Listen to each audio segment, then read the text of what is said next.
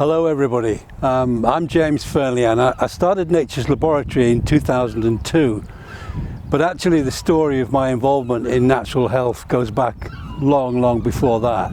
I had the great fortune to be a student in 1968 in London. It was a time of tremendous change, and one of the things that was really present in that new melee of ideas was natural medicine. Instead of becoming a barrister, I ended up sort of running away to the country and having lots of children and becoming a potter, all sorts of things. But the thread that has always linked my interest has been this idea of natural medicine. I guess I kind of got involved from a commercial point of view in natural medicine in 1990. In 1990, I set up a company in Whitby to promote a substance produced by bees called propolis, and it became very successful. Propolis has been a natural product which people are kind of aware of, but it was sort of like a folk medicine. But suddenly propolis was a major health supplement. We stuck with that kind of operation for about 4 or 5 years, and then in 1998 I got involved with a company called Herbal Apothecary. Now, Herbal Apothecary manufacture the UK's largest range of herbal medicines that are supplied primarily to medical herbalists and natural practitioners. And for 4 or 5 years I worked with that company, and in 2002 I bought the company and set up Nature's Laboratory. So Nature's Laboratory, so to speak, became the home of 2 natural medicine initiatives. One was the propolis business, which became BeeVital, and the other was the herbal medicine business, which became the Herbal Apothecary. I wanted to really focus on understanding natural medicines better than we do. And I really wanted to move us from that place of natural medicines as a kind of folk remedy to natural medicines that had an evidence base. Right at the very heart of Nature's Laboratory is research.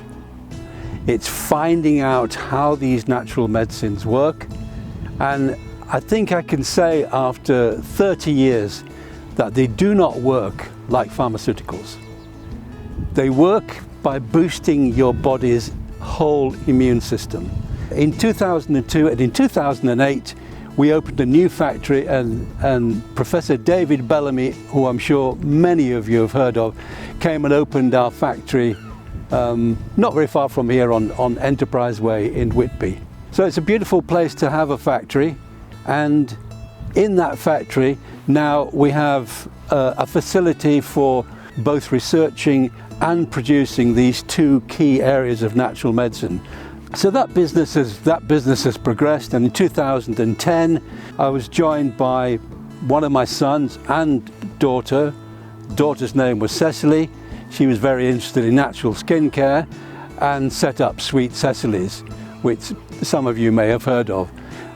The great goal here was to produce a natural cosmetic which contained the absolute minimum of nasty things. And Cecily's dream was to make something that was almost good enough to eat. She's made some wonderful products, and particularly products which encourage people to make their own skincare products. Suddenly our Nature's Laboratory is the home for 3 primary initiatives. You remember the herbal medicines, the bee medicines, and now natural skincare. But in 2012, because I'd been so interested in, if you like, social change as well as change in relation to medicines, I started something called the Dispensary in Whitby. Now, the Dispensary is a social enterprise. It's a community interest company, and it's promoting something called future health. And what is future health? Well, future health is health which is not just health in terms of what you put in your mouth, whether that be foods or medicines, but it's health in terms of how you mediate your social relationships, your economic relationships, and your cultural relationships. So to me, health is much more than our present concept of health and medicine. It's about your whole life. The Future Health Store is also a website, the futurehealthstore.com. And my hope for that is that it can be a place where, with our kind of thoughts about what is healthy, you can find healthy foods, healthy medicines, and other products that are related to a kind of healthy lifestyle. My work with bee products has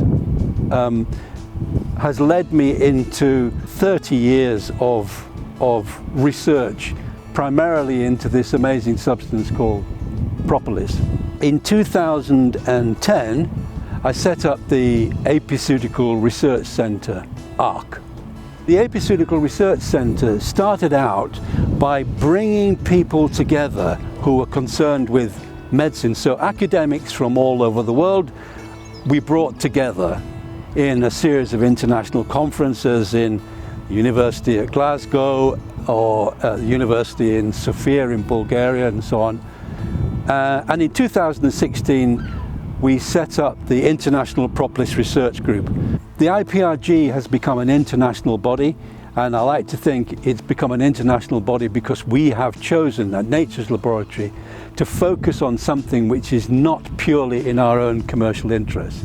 It's in the interest of natural health. We're looking towards a very bright future. Why?